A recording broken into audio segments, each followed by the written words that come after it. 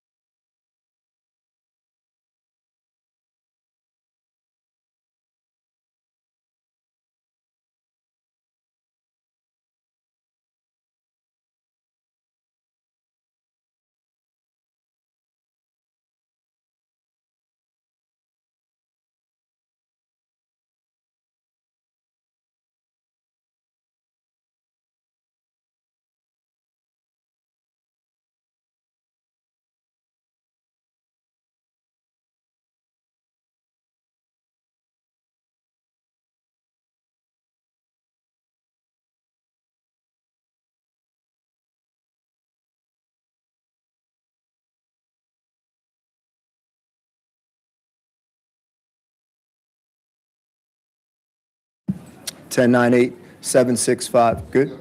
5, 4, 3, 2, 1. Good.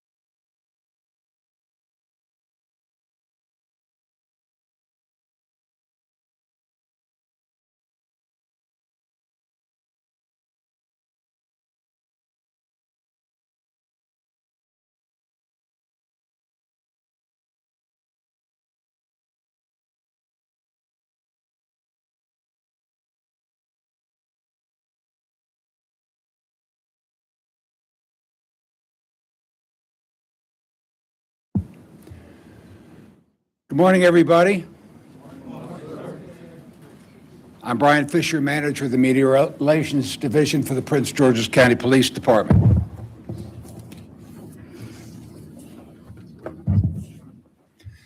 As we wrap up 2025, our executive leadership team is here with a progress report on the latest crime statistics.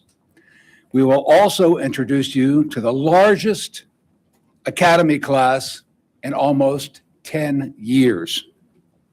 Joining us this morning will be Prince George's County Executive Aisha Braveboy, Prince George's County Police Chief George Nader, Deputy Chief Administrative Officer for Public Safety and Homeland Security Melvin Powell, Sheriff John D.B. Carr, and Deputy Chief Shauna Waddy from our Bureau of Administration. First, I'd like to introduce our County Executive, Aisha Braveboy.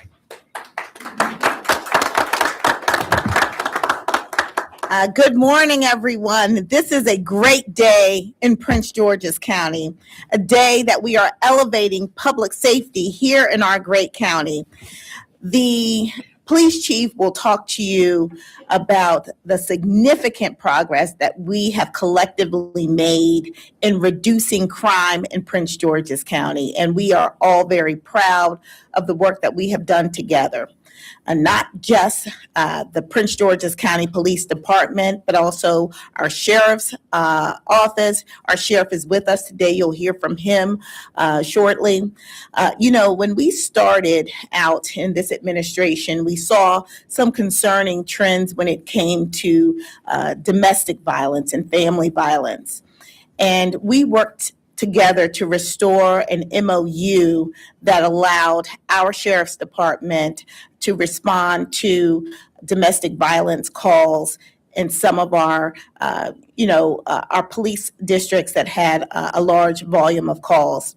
And the information you'll get today, you'll see that that partnership, that MOU was important, and we have seen positive results as a result of the work that we are doing together. We also work very closely with all of our municipal agencies as well as Park Police, along with our federal partners. So this is a unified public safety operation here in Prince George's County, and one committed to results. One of the things that's most important is that we continue to have a growing and thriving department. And today, I am proud to say that the recruits behind us symbolize the largest recruit class in over a decade. Let's give them a round of applause. And a large part of that is a result of the leadership that we have in this department. Chief George Nader, Assistant Chief George Nichols, they are of and from this community. They have in so many ways sent a strong message to this community that you're welcomed into this police department. We have seen morale increase in this department. Productivity is up in this department. And naturally, people want to join us. In fact, the chief will tell you we've also been able to recruit from some of our neighboring jurisdictions, some experienced police officers. So this is the first time in quite a while that we are going to actually have more recruits than we are when we look at attrition and those numbers. So we're going to see a net positive gain of police recruits and members of our department, and that's significant. So to everyone here today and to the public at large, I want to say thank you. Thank you for believing in us. Thank you for trusting us. Thank you for working with us. Public safety and crime stats, they don't decrease just because of the work of the police alone. It really takes a community committed to ensuring safety for their fellow neighbors that assist us in ensuring that crime goes down. And I want to say thank you to the people of Prince George's County. You all are our best partners. We appreciate the sacrifices you all make every single day to make this county a better place. And I'm so proud to have been elected to lead this county. But the leadership really starts on every street, in every neighborhood, in every household in this county. And I appreciate it. I know our chief appreciates it, and our entire public safety team. I also want to point out that we have the best public safety director around, Mel Powell. Let's give him a round of applause, who's been able to really pull all of these pieces together, from fire, police, corrections, working closely with our sheriff, Homeland Security, and all of the other agencies, including those who provide social services to our community. Everyone has to work together in order to make a safe community. And so I'm super excited about the choices they have made, and of course the choices I've made to appoint them to these great positions. I also want to welcome today our CAO, Ms. Bardwell, Maxine Bardwell, along with Chief of Staff, Latar Harris. Thank you both for being here. And now, am I turning it over to you, Chief? And now, without further ado, I want to welcome our Chief George Nader. Good morning. I think I'd first like to thank our partners from the media for coming out. We always appreciate the partnership, and we're always happy to see you all coming and sharing in great news. You know, it's nice to see you when we have good news. So today I want to share year-to-date crime statistics and highlight why this is a powerful moment for public safety and for those considering a career in policing in Prince George's County.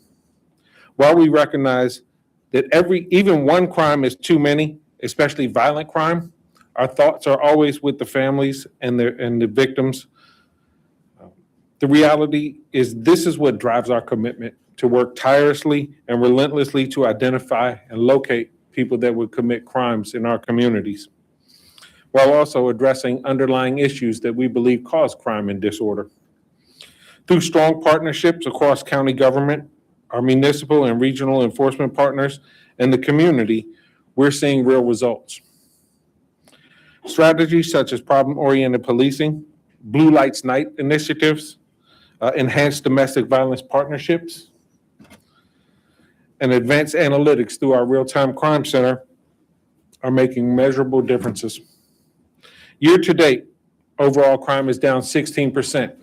Now, some may say, well, 16%, what does that equivalent to? Well, if you look at it in a finite, it equivalates to 4,857 less victims of crime in Prince George's County so far this year. Violent crime is down 19%. Murders are down 40%. And when we look at our murders, one of the things we find is that in 80% of the cases, murders are committed by someone known to the victim. And there's probably another 10 to 15% of those cases that are unknown but may likely lead to the victim and suspect knowing one another. Robberies are down 48%. Carjackings down 55%. Property crime is down 15% with reductions across burglaries, larcenies, theft from autos, and stolen vehicles. These improvements include meaningful progress involving juveniles, with decreases in both victimization and arrests for juveniles. A lot of this can be contributed to some of the things that were launched under County Executive Braveboy previous position as the state's attorney, to include a real focus on truancy and truancy enforcement, the Family Justice Academy, teen court, and the strengthened partnership with DCJS at the state level. This progress reflects the dedication of the sworn and civilian professionals, our community and faith-based partnerships, and the families who support the officers around the clock. It also reflects strong leadership, investment in public safety that we've seen under County Executive Braveboy's administration. We've also expanded our resources, strengthened the real-time crime center with analytics, and we have more of that to come that I think is going to even take us to the next level for crime fighting. So we have a great outlook as we move into 2026. But today is also about the future of this organization.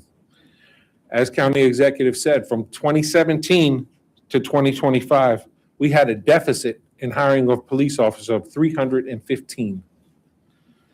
Officers, leave for various reasons, retirement and other forms of separation. 2025 is the first year we've seen a net gain of law enforcement officers in Prince George's County at our police department. Also happy to say that since County Executive Braveboy took office, we've seen a 67% increase in hiring of police officers.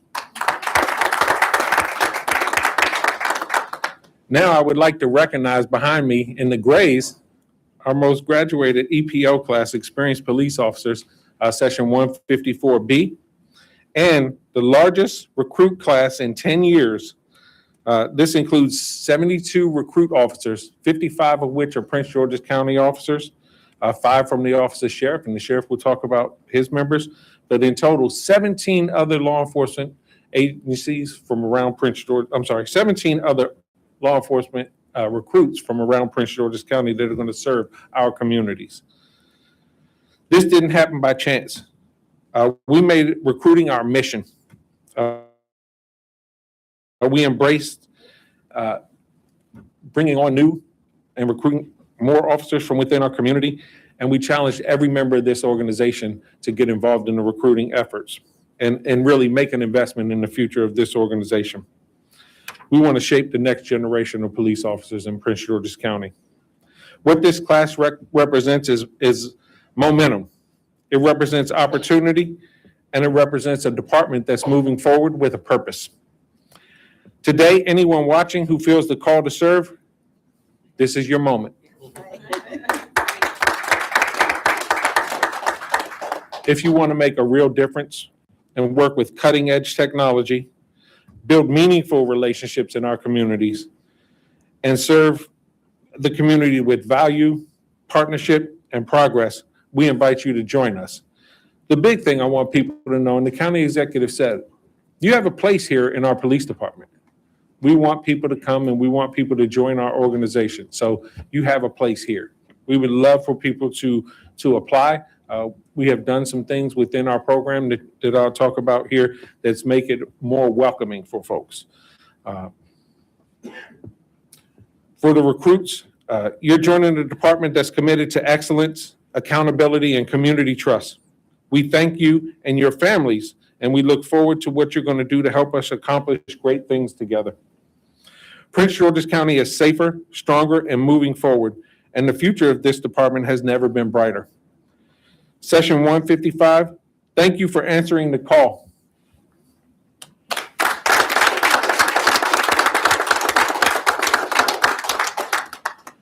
Your futures in Prince George's County are bright. And with that being said, I would like to turn it over to really somebody that has unified public safety within Prince George's County. I can't say enough about everything that he's done. Our Deputy Chief Administrative Officer for Public Safety, Melvin Powell. Good afternoon. First and foremost, I want to thank our County Executive, Aisha Braveboy, for what she's done. When we look back and we see the new recruits, this is an end result. There was a lot of big decisions made at the very top to make sure that as Prince George's County grows, public safety grows as well. So again, thank you, Madam County Executive. And to the new recruits and our experienced police officers, you have absolutely chosen the best career of mankind. And I say that because I'm a little bit biased. I retired from Prince George's County Police Department after 25 years of service. And I know this time in the academy will go by so fast. Some of you will be homicide investigators, K-9 handlers, SWAT team members. You'll be in our internal affairs. You'll be in our IT department working on our computers to make sure that we have the most updated technologies to fight crime. But in the end, you'll be part of the public safety family for life. So to that, I want to say thank you and welcome to the family.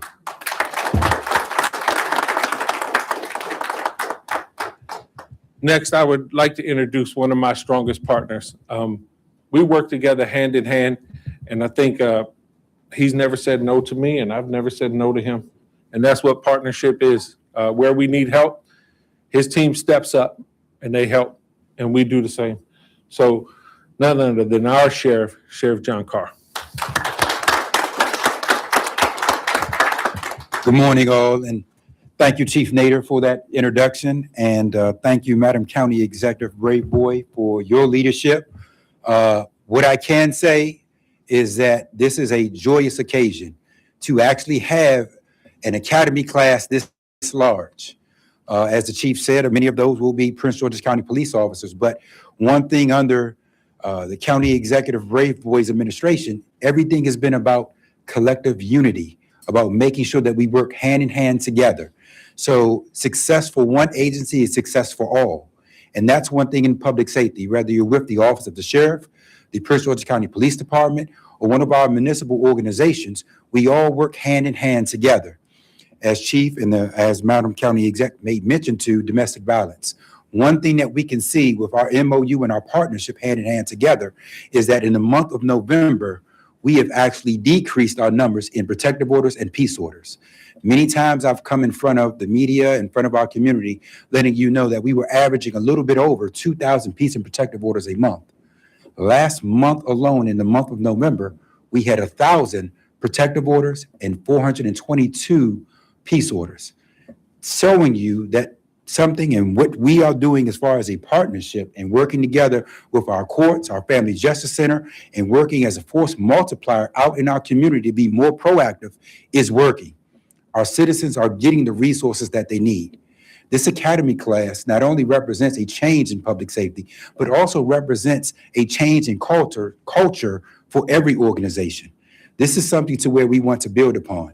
We want our individuals from our communities to be part of this organization, not only with the police department, our sheriff's office, our corrections, fire, anything involving public safety, because we know you have a vested interest in this community. So I do want to end by saying this. I value our partnership. I thank you so much. And for our recruit class, I look forward to being part of our family. And thank you again for stepping up to serve our community here in Prince George's County. Thank you so much. So I do want to recognize also some of the events that we have across Prince George's County during the holidays. We did a food basket delivery today. We have Coral Rice Christmas Party that we did Saturday where we had over 300 deserving children. We have Toys for Tots coming up next Saturday where we have over 4,000 families registered to come, and we'll provide toys for those children. With that, we'll take a few questions. I would say if you have anything specific where you want specific numbers, if you could just forward that to Mr. Fisher, but any general questions we would love to do. But also, I would be remiss if I really didn't thank the members of the media who come out and ensure that we're transparent with our communities. Because also part of this hiring and part of this class is because the coverage that you gave us when we first got here. So really want to thank you for that. And Mr. Bell? Chief, I hate to start with this one. Yeah, please. What's going on in the district right now with regard to crime stats? Yes, sir. There are accusations that the stats down there are cooked. Can the people trust the numbers coming from this community, from this police department, from this government? Absolutely. How do we know that? Our crime numbers are transparent. We would invite anybody to ask questions. I think throughout time that has been brought up at numerous agencies time and time again, but it's really easy to prove if you show a case that should have been classified as one thing and was classified as something else. It's really simple to pull that case and determine that. But we work diligently on our numbers. And if we don't have accurate reporting, it affects our strategies. It affects how we deploy our troops. So accurate reporting is not only important for the community, but that's what drives our strategy. So every Thursday, we have crime meetings in here where we discuss our numbers. We look at them finite, and we determine how we're going to deploy. So if our numbers were flawed, our strategies would be flawed as well. So there's nothing more important to having accurate numbers to us, and our numbers are accurate. Your thoughts on that? I mean, this notion that there was pressure from a government to cook the stats in DC, not here. Yeah, honestly, I can't really respond to that. But what I can tell you is that, we've worked extremely hard. Well, we have been up here, we would have liked to have told you that we were down to no crime, right?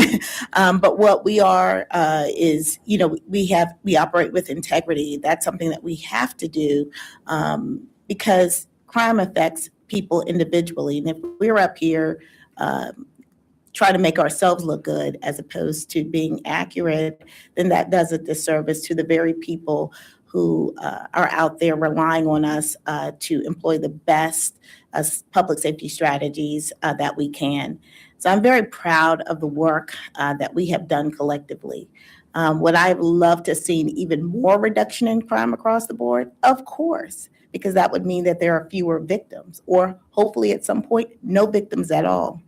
But we are very focused on providing accurate numbers. And I am satisfied that our department, as well as our partners, are providing accurate numbers. Yes. One thing we would ask if you just wait for a microphone because we are live streaming. So, Jasmine. Thank you. Thank you, Madam County Executive. Thank you, Chief Nader. As the stats have trended downward really all year, I wonder if you had any thoughts on last week. It seemed a bit atypical that there were a frequency of homicides seemingly reported back to back. Any thoughts on that? Just atypical week. Yes, as we know, crime ebbs and flows. When we look at homicides and we look at those, there have been closures. All of those have been closed. In all except one, the victim and suspect were known to one another. And we'll be releasing the one that happened in Temple Hills, information about that arrest today. Sir? Hi, yes, I just want to have a question in regards to domestic violence. Yes. Prince George's County seems like they've invested a lot into addressing domestic violence. However, last year, there were some numbers came out that said around 20% of homicides were domestic violence, really, or domestic killings. Are you able to kind of give us an idea of how many of this year's homicides fall into that same category? Has it gone up or down or anything like that? Yeah, I have those numbers, and we can surely give them to you as soon as the conference is over. Be happy to. I will say that, so our overall domestic violence assault cases and shootings and homicides are down 2%. We would like that number to be better. Mr. Bell, if I was cooking the books, that number would be much higher. But out of transparency, domestic violence incidents are down 2%. But we have, like you said, we put a lot of resources into it. We've partnered with the Sheriff's Department. We partnered with the Family Justice Center, and we're really trying to bring services. But we're also always take an opportunity to bring light to domestic violence, to let those that are victims of domestic violence know they're not alone. They don't have to suffer in silence. We're here and we have avenues to help them. They just have to come forward and let us know. Follow-up question to that, with this large recruitment class, how does having, more officers help in that effort to address domestic violence? As we start to build our ranks back up, we can become more proactive. So we can send officers out and we can do more things. We can create additional units to, in January, for instance, we're piloting a program where we call it the co-responder program, where we're going to have a police officer partnering with a mental health clinician through our health and human services department. And they're going to be out proactively interacting with people. They could be responding to calls. They could help people that are experiencing mental health crisis and things of that nature. So I think we'd be able to be more proactive. We'd be able to create more specialty units that could narrowly focus on certain things within Prince George's County that we think are maybe getting highlighted. One of the things that we're doing next year also is we're going to start a retail theft task force, so we can really focus on organized retail crimes, because we want our retailers to feel safe and we want them to come to Prince George's County, but we know we can't do that if we're not providing a safe environment for them. So that's one of our focuses going into 2026. Mr. Bell?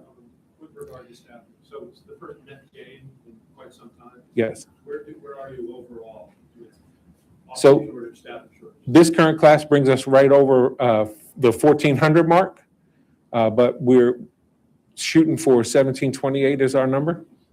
So I think over the next 3 years, we'll be able to reach that number. And once we reach that full complement, we'll really be able to be more proactive with what it is we want to do, accompanied with the enhanced technologies that we're securing in 2026. Chief, what do you attribute being able to get in a larger class this time? So there's a lot of things. I think we have developed a strategic recruiting plan, and that's headed by Deputy Chief Shauna Waddy, and really her innovation and drive. We've empowered the members of this organization to help us with recruiting, but also some of the things that we've done is refined our processes. What we found is some of our processes were a bit antiquated, which created a longer process. So we shortened that process so we could get people on faster. And there's a lot of different things that we did within that program to do that, but also really working hand in hand with our Office of Human Resource Management. They've been such a help for us. So they're our human resource department within Prince George's County. And one of the things that we were all challenged with by our county executives was to shorten the application to hire process. And that's what we've been able to do just by refining processes. And I think too that what you're going to find is this is such a great profession. As we're able to share more about the benefits to this program and what this organization offers, people want to be a part of it. And when we have that momentum, I think people want to be a part of what's happening in Prince George's County now. And I think that's what helped us as well. Mr. Wagner? Chief, following up on Brad's question. So one of the issues in the district with the reporting of crime numbers is that the narratives often didn't match what the classification was. My question to you is, who actually makes the classification? Is it the line officer taking the report? Is it a white shirt above? And is there any kind of a duplicate process where someone goes back and looks at the narrative to make sure that it matches the classification? And I have a follow-up. It's a great question. So there's several levels of redundancy. So first level is the officer. The officer does the classification. The officer will say, this is this type of crime.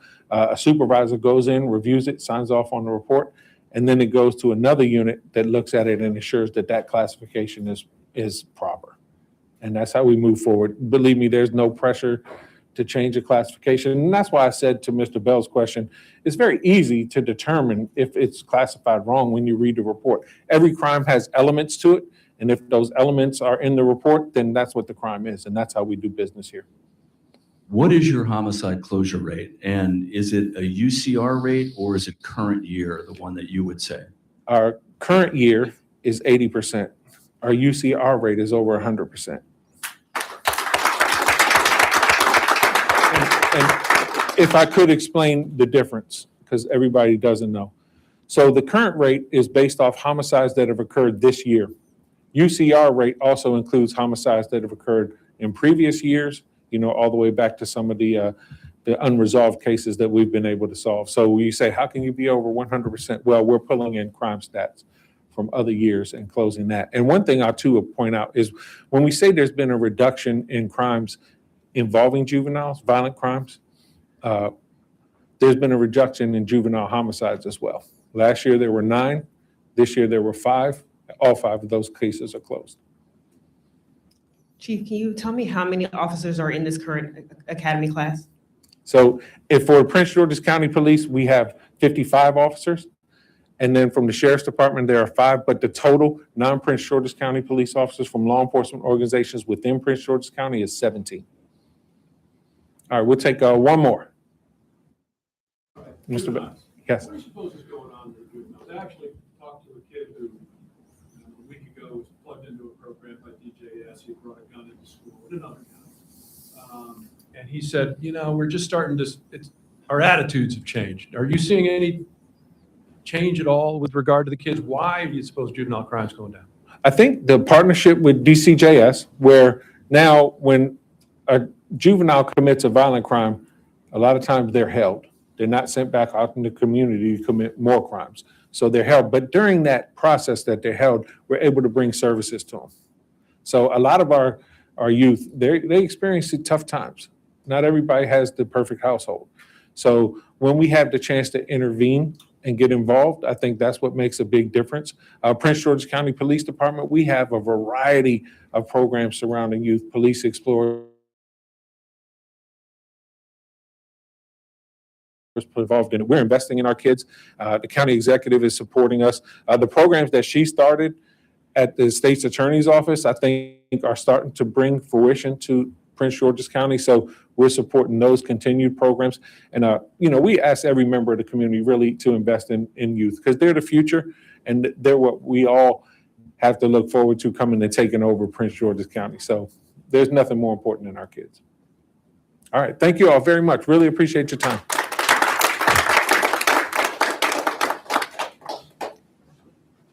Welcome.